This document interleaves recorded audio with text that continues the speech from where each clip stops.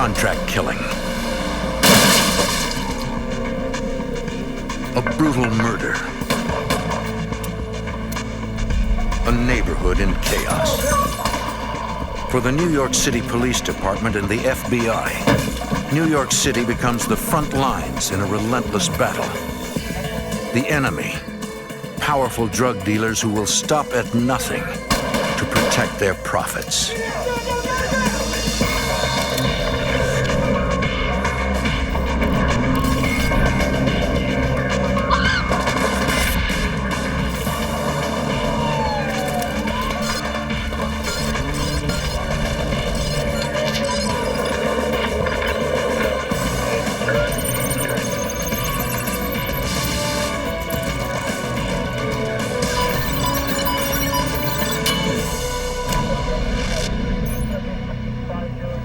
In the 1980s, the drug trade in New York City was a nightmare. Dealers made millions. Street violence was out of control. The NYPD battled the drug gangs, only to become their target. I'm Jim Kellstrom, former head of the FBI's New York office. Hundreds of FBI agents and police officers launched a bold plan to stop the violence and shut down the gangs' deadly business.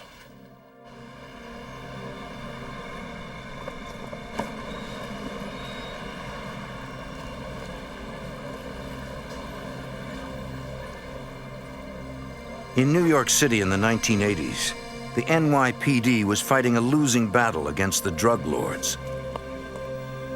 Okay. NYPD Detective Sergeant Mike McGinnis worked narcotics in the borough of Queens. There were several major organizations selling cocaine and heroin in southeast Queens, and one of them was Lorenzo Fat Cat Nichols' organization. 26-year-old Queens native Lorenzo Fat Cat Nichols is a drug wholesaler. He distributes cocaine and heroin to mid-level dealers. His price for a kilo of coke is $50,000. He's worth millions. Nichols protects his operation by surrounding himself with a tight group of loyal associates. Many are family members. For police in Queens, cracking Nichols' operation will not be easy. His headquarters is at a deli at 107th Avenue and 150th Street in Jamaica, Queens.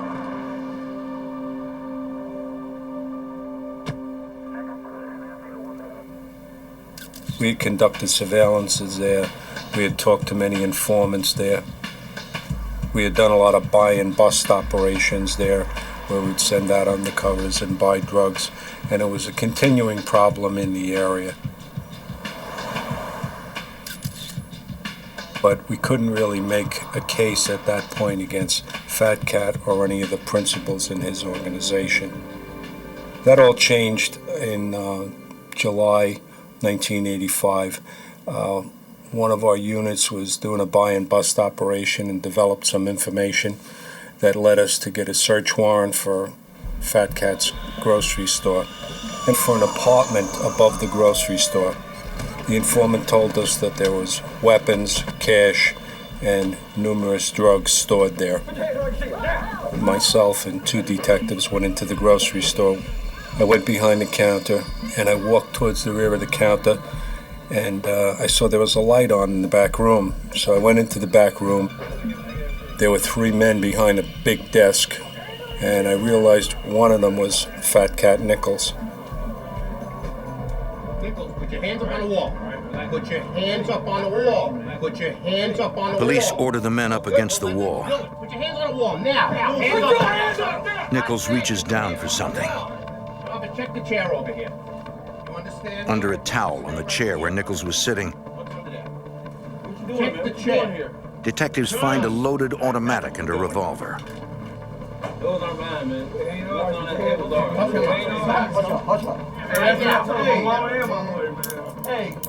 Police search the room and find heroin, cocaine, and $30,000 in cash. Several ounces of marijuana is on Nichols' desk.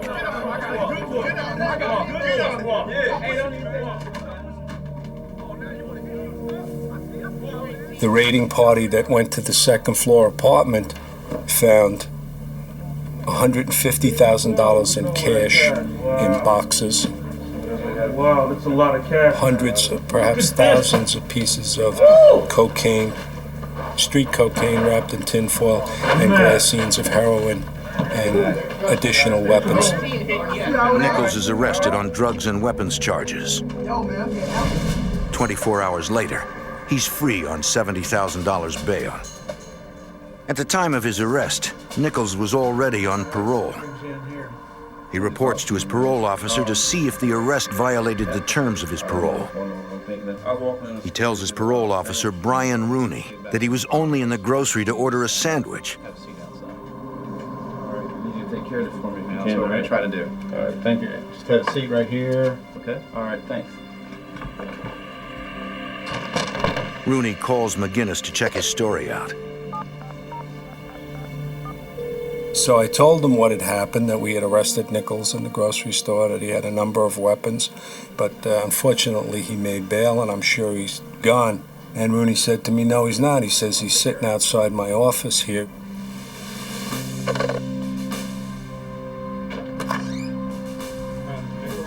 Rooney rearrests Nichols on the spot for violating his parole.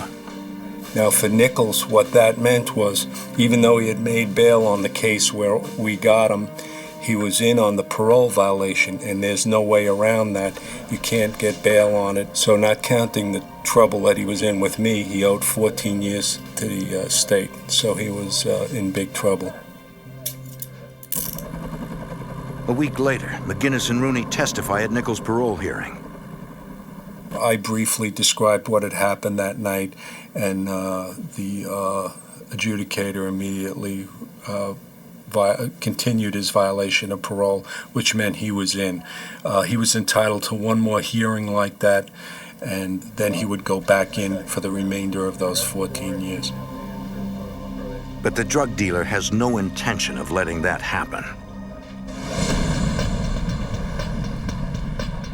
2 months after the hearing, Nichols' parole officer Brian Rooney gives a co-worker a ride home from work. He drives through South Jamaica, a neighborhood in Queens. He knows this section of Queens is dangerous.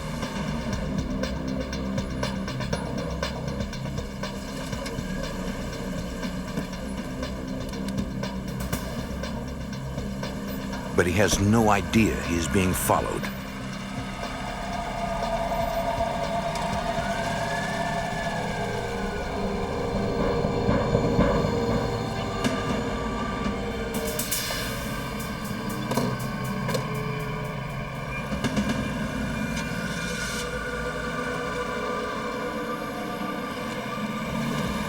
Suddenly, a car pulls up beside him.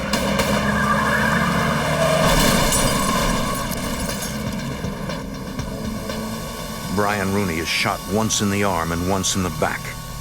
He dies instantly. His killers disappear into the night.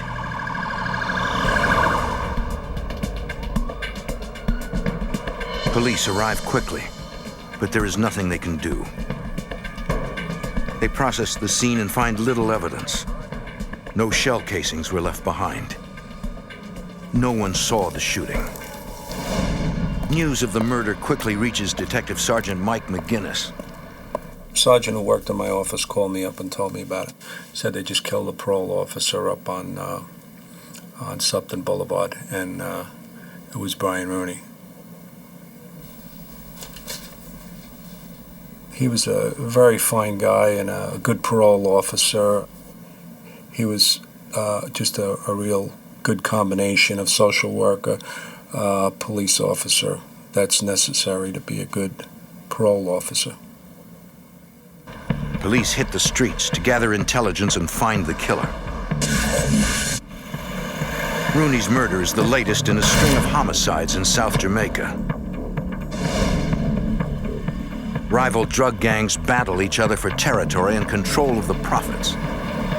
The homicide rate in that part of the city where the drugs were being sold was skyrocketing. Shootings were commonplace. Citizens were terrified to come out of their houses.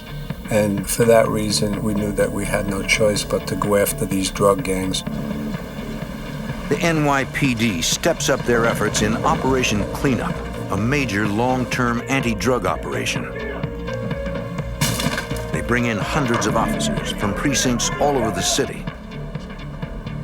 The operation targets drug dealers in the Jamaica, Queens area where Rooney was murdered. Detectives also canvass the neighborhood near Sutphin Boulevard where the shooting occurred. Hey man, come here for a minute. They interview locals, hoping that somebody saw something out of the ordinary the day Rooney was killed. What you want to know? I know you heard about the parole officer that got shot, right? Yeah, man, I heard about the parole officer that got shot. What you want to know about that? You got any names? You heard anything on the street? Two dudes, that's all I know. Two dudes. Fat Cat. That's all you can tell me. Two dudes. Police learn that two men associated with Lorenzo Fat Cat Nichols were both seen in the area, Howard Mason and Perry Bellamy. Nichols had a strong motivation for killing Rooney. Investigators suspect he may have ordered Mason and Bellamy to kill his parole officer. In 1985, parole officer Brian Rooney is shot to death on a street in South Jamaica, Queens.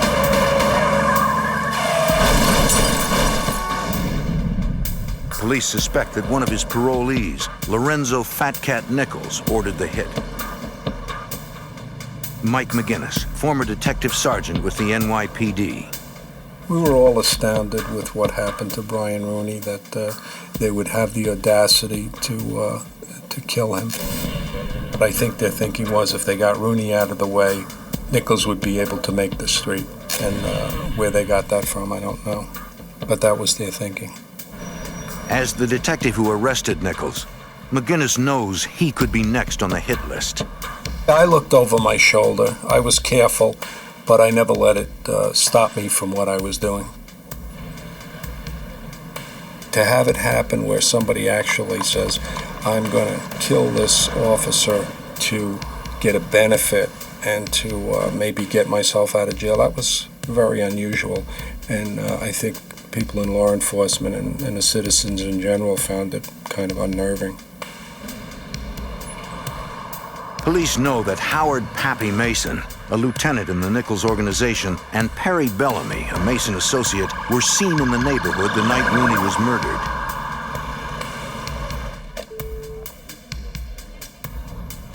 An anonymous caller claims Bellamy was outside the car when Rooney was shot. The next day, another informant tells detectives where to find Bellamy. The tip leads investigators right to him. Stick your hands up on the wall! What? Stick your hands on the wall now! Stick your hands on the wall! Bellamy is picked up on the street in his neighborhood and brought in for questioning. I have a field day with this. You understand me? I got my rights.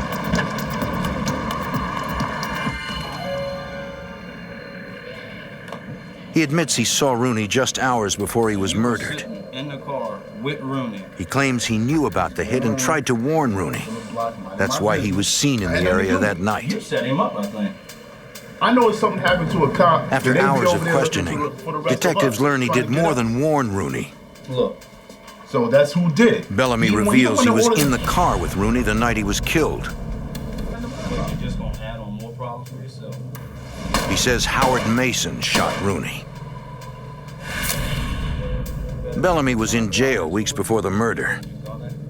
He claims to have overheard Nichols telling another inmate that his parole officer was going to get what's coming to him. Authorities charge Bellamy with aiding and abetting the murder of Officer Rooney. Next, detectives track down Howard Pappy Mason. What's up, officer? What's your name? Mason. All right, well, stick your hands up against the wall for me. Officer, I don't Stick your hands on the wall. Give me a few minutes. In the suspect's boot, they find a fully loaded .22 Derringer. Mason is charged with murder and weapons possession. Investigators have put the conspirators behind bars. But they can't prove Fat Cat Nichols ordered Mason and Bellamy to kill his parole officer. While police try to build a case against Nichols, who is still in jail, his organization continues to grow. In 1987, the illegal drug crisis in New York goes from bad to worse. A new drug explodes onto the scene. The crack cocaine swept over the community. I've never seen anything like it. FBI Special Agent David Higgins worked drug cases in New York. Okay.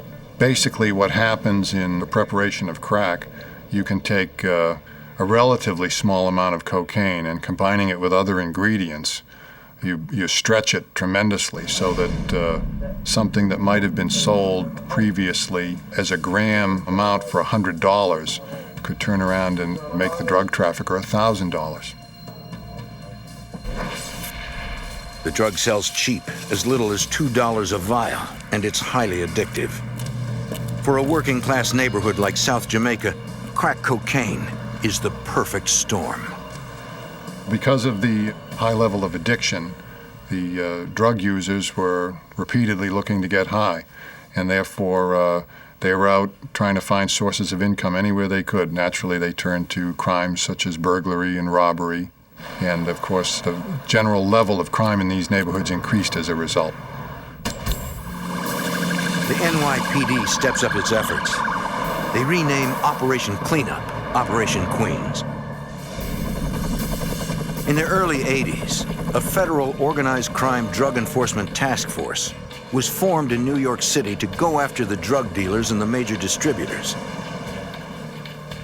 Special Agent Richard Martinez was assigned to the task force. It was set up as an organization that utilized FBI, New York City Police Department, Drug Enforcement Administration, and other agencies to coordinate a direct attack against these elements. Here it is, right here, South Jamaica, okay? The OCDF task force was divided up into squads, and each squad had its own mission to accomplish. Our particular mission happened to be the cocaine, crack cocaine, and heroin dealers operating in the city. The task force is investigating several drug gangs in Jamaica, Queens. We felt that was the best thing we could do for the citizens in that community, was to get as much power into this group as that was going to go after these guys. As much power as possible. Dealing drugs in South Jamaica, Queens is a lucrative business. The high profits lead to more competition and more violence. Nearly half the serious crimes in New York City are crack-related. In October 1987, a taxi dispatcher is murdered for testifying about a gun battle she witnessed.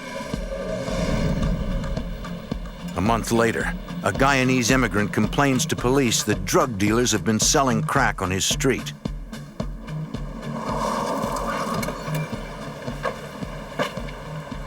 The next evening, someone firebombs his home.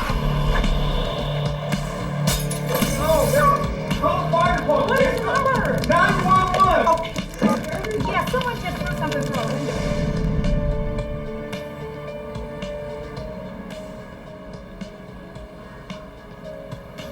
NYPD officers from the 103rd Precinct in South Jamaica are assigned to protect the witness and his family. But the threats continue. Thomas Godbolt, a member of Lorenzo Fat Cat Nichols' organization, approaches the witness on the street. Godbolt says he has 3 weeks to leave the neighborhood, or his entire family will die. You understand me? I hate to say that.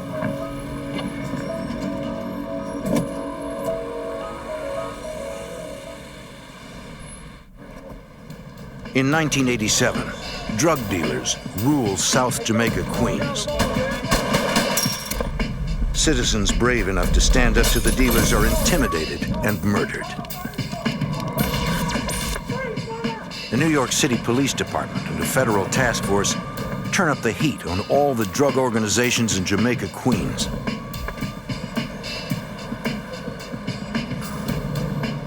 They make over 2,000 arrests for the sale and possession of drugs in the 4 months between October 1987 and January 1988.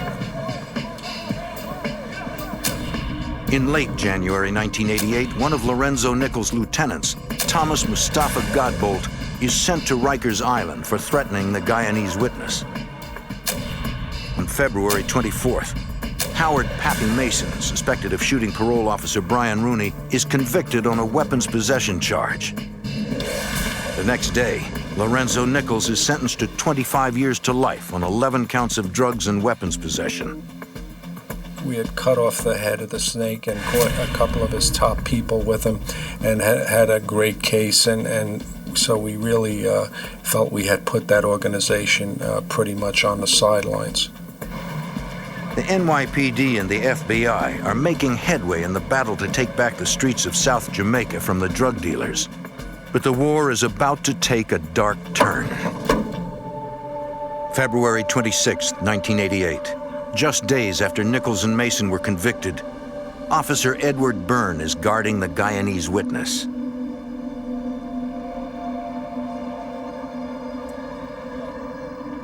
Even with the man who threatened his family in jail, the witness continues to receive threats. Byrne is a rookie, just 22 years old. This is just another routine night.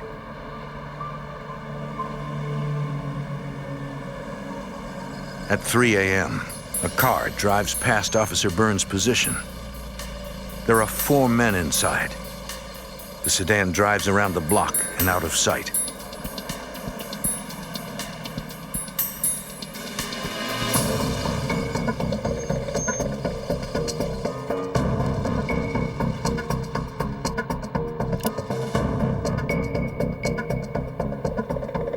"20 minutes later, 3 men sneak up behind Officer Byrne's car.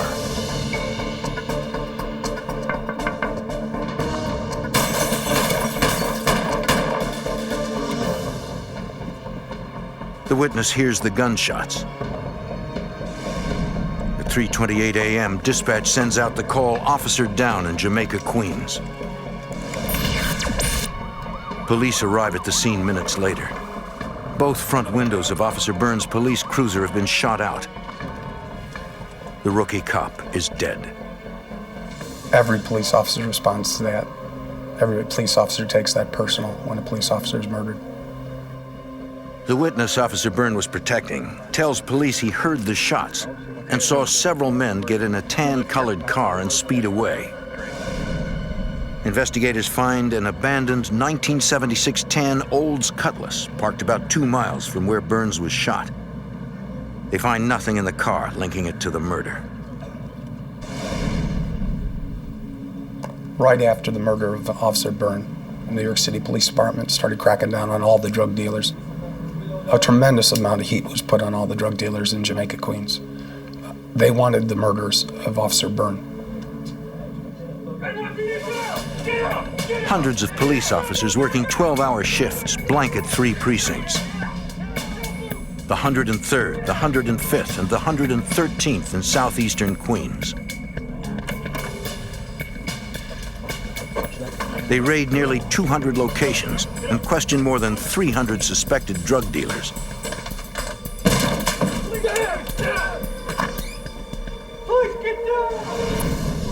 Investigators believe Lorenzo Nichols ordered the murder of his parole officer from jail.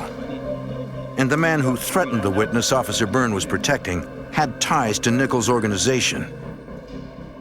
Nichols is a natural suspect. At the time of Officer Byrne's murder, several members of the FBI task force are investigating a Queens drug dealer with ties to the Nichols organization.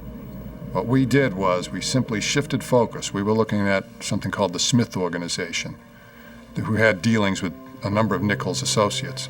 We simply moved full power. We looked right at the Nichols organization because we were gaining intelligence from the same informants that were telling us about the Smith organization.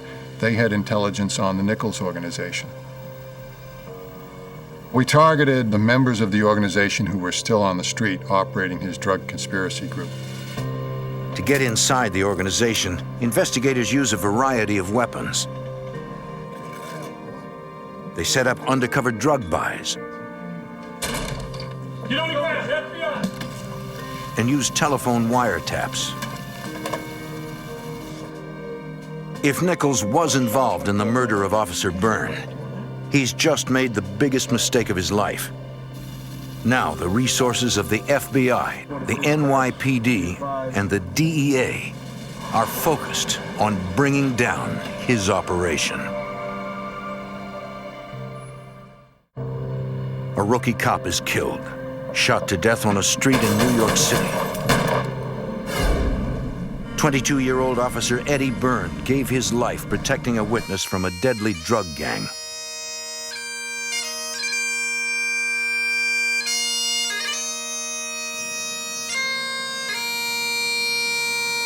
On February 29th, Officer Eddie Byrne is laid to rest.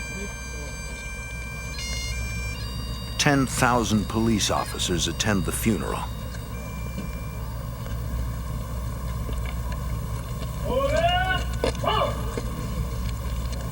You can't kill a police officer and get away with it. Special Agent Richard Martinez. That's why police react so quickly. You can't kill a police officer and get away with it. New York City Mayor Ed Koch vows to find those responsible. The city offers a $10,000 reward for information leading to the conviction of Byrne's killers. The community is outraged. After years of being intimidated, they are fed up with the drug dealers. Special Agent David Higgins. Shootings would take place at any time of day. Many times bystanders, innocent bystanders in the neighborhood would be caught in the crossfire. And there were a number of notorious cases in which children were killed as a result of these shootings. Police set up a hotline to field tips. They answer 400 calls every 8 hours. Within days, the reward money climbs to $130,000. 3 days after the shooting, an anonymous caller says he knows who shot the cop. The detective convinces the caller to meet him. The tipster tells police the shooter was Todd Scott. Police are familiar with Scott. He's a suspect in the murder of a prostitute. Detectives go looking for Scott.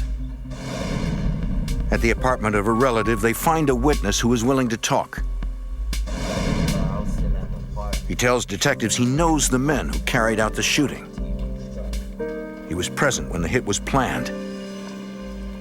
And he knows who ordered it.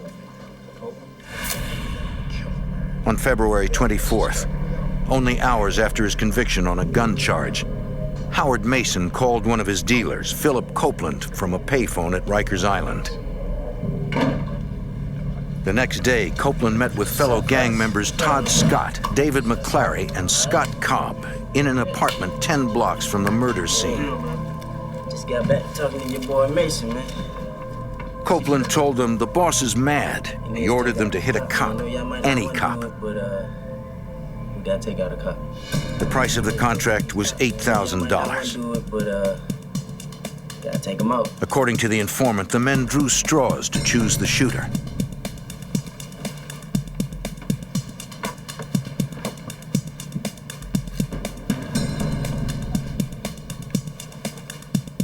Todd Scott would pull the trigger. There it is. Y'all got him, man. What you gonna do? That's what's up. That's what I like to hear. The officer's fate was sealed. The next morning, Scott came back to the apartment bragging about what they had done. They only collected a few $100s of the $8,000 they'd been promised. That individual told how the murder actually went down, who they chose, that it wasn't Officer Byrne chosen as an individual, but they chose the police officer that was guarding the cooperating witness's house, that he was a target of opportunity. Howard Mason wanted Byrne's murder to send a chilling message to law enforcement. Your reputation is everything on the street if you're a drug trafficker. If it's known in your neighborhood that you are unwilling to take violent retribution for acts against you or your organization, you're not going to last very long as a drug trafficker. This was a killing that really galvanized law enforcement in New York City. The execution of a uniformed police officer who's targeted not because of any particular act or case, but because he was a police officer in and of itself. The NYPD finally have names to link to the shooting. They issue warrants for Philip Copeland, Todd Scott, Scott Cobb, and David McClary. Copeland is already in jail on another charge. Police go looking for the other 3 men. Later that same afternoon, Scott Cobb's mother calls police. She wants to arrange her son's surrender. He never shows up. Investigators believe Cobb will eventually contact his mother. They install a trap on her telephone line to catch the numbers of all incoming calls. The shooting continues to dominate the news, and police keep up the pressure on the street. It's not long before another important witness comes forward. A young woman tells detectives she witnessed the shooting of Officer Byrne. The woman said she was on the street when she heard a shot and saw men around the police car. She hid behind a car until the men left. She doesn't think they saw her.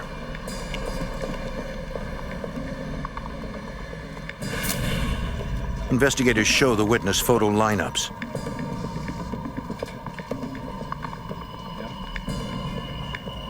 She confirms Todd Scott as the man she saw at the passenger window of the patrol car. She also identifies David McClary as the man standing by the driver's side window, and Copeland is the man she saw standing behind McClary. Thank you very much. Police now have a witness to the shooting. They need to find the 3 suspects still at large. The day after the trap on Scott Cobb's mother's phone is set up, police get a hit. An incoming call is traced to an address in Queens Village. It's one of several safe houses owned by Howard Mason.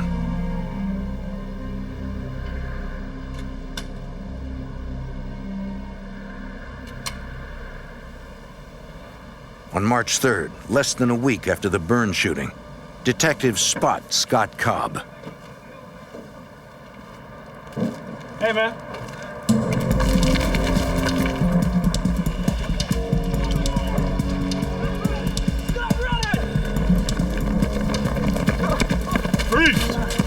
Step down and put your hands behind your back. Slow, slow. He is quickly taken into custody.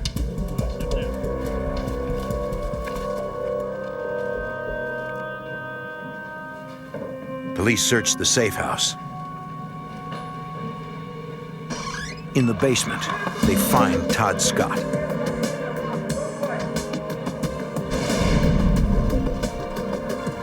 At noon the next day, David McClary surrenders to police. He is accompanied by his mother. Of the 4 men accused of Byrne's death, McClary is the only one who doesn't have a criminal record. Todd Scott and David McClary give conflicting statements. Each accuse the other of actually pulling the trigger. All versions of the events place Scott Cobb behind the wheel of the getaway car. Police and prosecutors are eventually able to piece together this version of events. At 3:25 a.m., Todd Scott distracted Officer Byrne by tapping on the window on the passenger side of the patrol car. David McClary shot Officer Byrne 5 times through the driver's side window. Philip Copeland was just behind McClary. All 4 men are charged with second-degree murder. But for the agents and police, larger questions loom. Did Howard Pappy Mason act on his own? Was Fat Cat Nichols involved in the murder? And can they prove it? Police and FBI agents suspect one of 2 men is responsible for ordering the murder of a New York City police officer. Drug wholesaler Lorenzo Fat Cat Nichols, or his former employee, Pappy Mason. Special Agent David Higgins. The murder of police officer Byrne was a state investigation. It was conducted by the New York City Police Department. And while they conducted their homicide investigation, the federal authorities and the local members of the federal task force conducted a parallel investigation targeting the Nichols organization as a whole. Investigators realized that it's not enough to put the organization's leaders and their lieutenants in jail. If they hope to stop the violence, they must destroy the gangs. Fat Cat Nichols' drug operation is huge. It brings in over $20 million a year. We had already established through informant information that the Nichols Organization Nerve Center was the Big Mac Deli located in the Laurelton section of Queens, New York.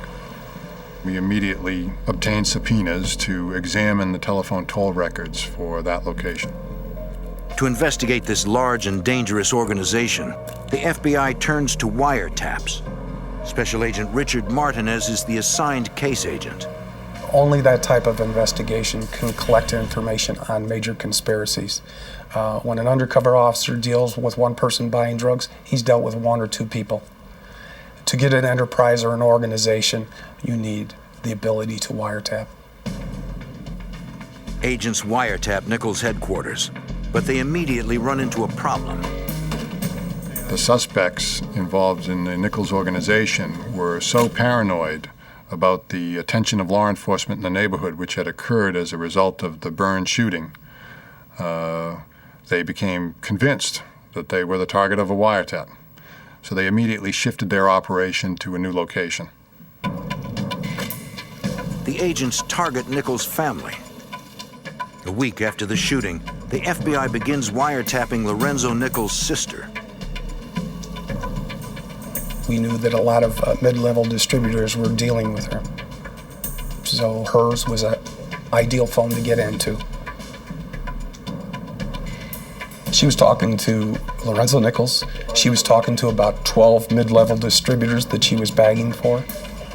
She was passing on instructions or conversations from the drug dealers to Lorenzo Nichols. She was in the middle of this whole organization, and that was the beauty of it. She liked to talk. Nichols' sister is paranoid someone is spying on her. Every day she was saying, my phone's tapped, don't talk. But then she would turn around and talk. For one day. At times she would leave the phone off the hook, which is basically a bug into her house. And you could hear her have conversations with these guys when they would pick up their drugs. Hurry up. Go. Over the wiretap, the FBI intercepts a key call between Nichols and his sister. They're talking about Pappy Mason. In one particular conversation, she discussed why Pappy Mason had done that thing, a reference to the actual murder of Officer Byrne. And Lorenzo responded that he didn't know why he did it. Pappy Mason had a reputation of being a kind of violent guy, and Lorenzo, near the end, was kind of pushing him away, not really wanting to directly deal with him because he drew too much pressure from law enforcement. All indications prior to that Lorenzo Nichols was involved in this, but through that conversation, which was later backed up with debriefing of cooperating witnesses, Howard Mason ordered the execution and murder of Police Officer Byrne.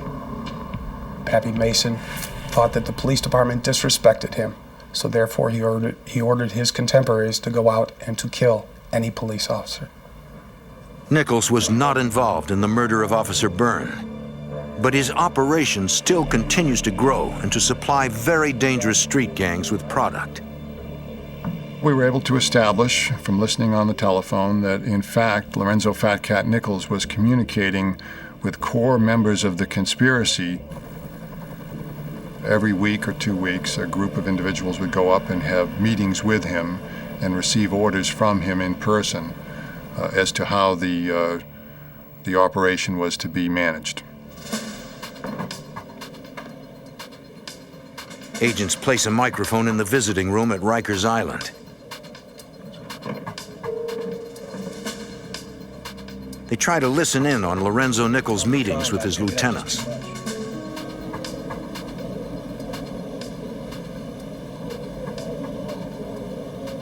Unfortunately, the sound quality is too poor to hear anything. Agents and police continue to build a case. We learned their methods of distribution. We learned their methods of drug preparation. We were able to identify some of their sources of supply, who was communicating with who, how it was done, what the level of their trafficking was, who some of their customers were as a result. And it established a hierarchy of the organization for us. Yes. We continued to conduct surveillances related to the information that we received from the wiretap. But surveillance is difficult. Most successful drug dealers are savvy and know how law enforcement gathers information. The drug traffickers employ counter-surveillance techniques. They actually pay people on the street for a radius of several blocks to maintain a lookout for police authorities in the area. When agents get enough information from the wiretap, they make arrests. If at a time, say, for example, we intercepted a call in which there was a drug transaction occurring or a transport of drugs from one location to another location, I could say to the investigators working the case, we need to take this load off. After 5 long months, agents meet with the prosecutor. It was time to put some charges on some subjects, to get some cooperators, and to execute the search warrants, to get the guns, to get the drugs that'll confirm the conversations that you have. Martinez feels they have enough probable cause to issue arrest and search warrants. You got to know when it's time to bring the case down. And that's when we brought this case down in August. The prosecutor agrees. It's time to take down the Nichols organization. After 5 months of investigation, Special Agent Richard Martinez plans a complex and potentially dangerous arrest operation. The goal is to completely dismantle the Nichols drug organization. The jury needs to hear 3 things to prove guilt beyond a doubt. 1, they want the testimony of somebody inside, a cooperator. As an investigator, I want to provide tapes of the participants in the organization in their day-to-day activities. And lastly, physical evidence. The arrest operation will hit over 20 locations. Agents believe the search warrants will give them the physical evidence they need: guns, drugs, and money. They also have arrest warrants for 38 members of Nichols' organization. They hope a few of these people will turn and become cooperators. When a jury looks at a cooperator, the conversations that have been either intercepted through Title III or consensually recording, and physical evidence, and they all say the same thing, there's only one verdict that a jury can come back with, and that's guilty. Agents prepare affidavits and coordinate the 400 bodies needed to execute the operation. Everyone involved understands the risks. There's always danger when you're executing arrest warrants and search warrants. You never know how a person's going to react. That's why you go well-armed and well-equipped and with enough people to control the scenario to minimize that potential violence. August 11th, 1988. The affidavits have been written. The arrest and search warrants have been issued. The arrest teams are prepared. Everything is in place. Everybody knows what they're going to do, knows who they're going to pick up, knows where they have to go, and it's just time to execute. Several of the targeted locations are very dangerous. In this case, we deployed 3 SWAT teams in 3 locations in which we thought we might have a potential violent reaction.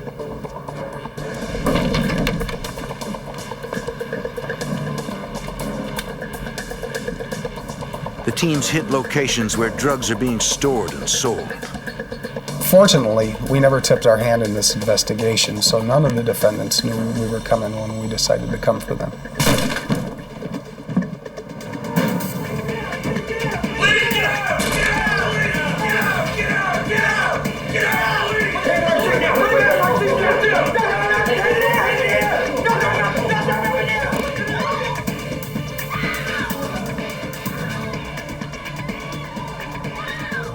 Nichols' sister is surprised by the arrest team. She reacts with anger. This was a unique investigation that mothers of the main subjects of this case were involved. My son is not even in trouble. I have to have where's my son? Lorenzo Nichols' mom was involved. Howard Mason's mother was involved. Howard Mason's mom we arrested with kilos crack cocaine and a handgun in her residence. Please take your hand off of my hair. Please. All over the Jamaica section of Queens, one by one, members of the Nichols organization are arrested and evidence is collected. During the execution of the search warrants, we found guns, we found a substantial amount of packaging material, a substantial amount of crack cocaine, and numerous individuals with cash money, and seized all those items. Lorenzo Fat Cat Nichols and Howard Pappy Mason are both arrested in prison on drug charges that will keep them behind bars forever. By the end of the day, 30 people are arrested. 5 pieces of property are seized.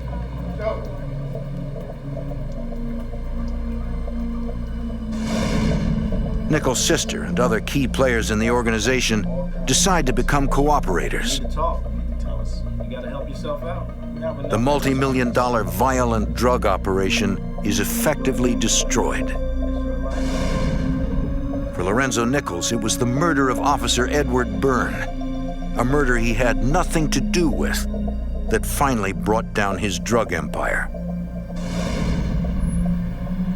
This case dismantled the Lorenzo Nichols organization. Lorenzo was convicted and went to trial. Every member of this organization that was charged was convicted and went to prison. In 1992, Lorenzo Nichols also pleads guilty to ordering the murder of parole officer Brian Rooney. Later that same year, there is a surprising development in the Rooney murder case. Randolph Lucas is arrested on an unrelated charge and confesses his involvement in the crime. He claims his brother Eric drove the car and that he shot and killed Brian Rooney. They were hired by a Nichols associate to hurt Rooney, but they panicked and fatally shot the parole officer. No one knows why Perry Bellamy claimed to have been at the scene that night, and why he said he witnessed Howard Mason shoot Brian Rooney. The NYPD anti-drug operation and the federal task force targeting Queens drug dealers had a decided effect on drug-related crime in New York City. FBI Special Agent David Higgins. The task force cases in New York sent the message to the streets eventually that crime doesn't pay, that if you're going to be involved in violent drug trafficking in New York City, you're ultimately going to face justice in a federal court. I believe that message resounded on the streets because the crime rate in New York City and other major U.S. cities, the violent crime rate dropped significantly in the 1990s. And it's my belief that it dropped because of all these successful prosecutions. Brian Rooney's name was placed on the memorial for parole officers killed in the line of duty. A foundation was created in Officer Edward Byrne's name. Their legacy is the destruction of a deadly organization that threatened the neighborhoods they had sworn to protect.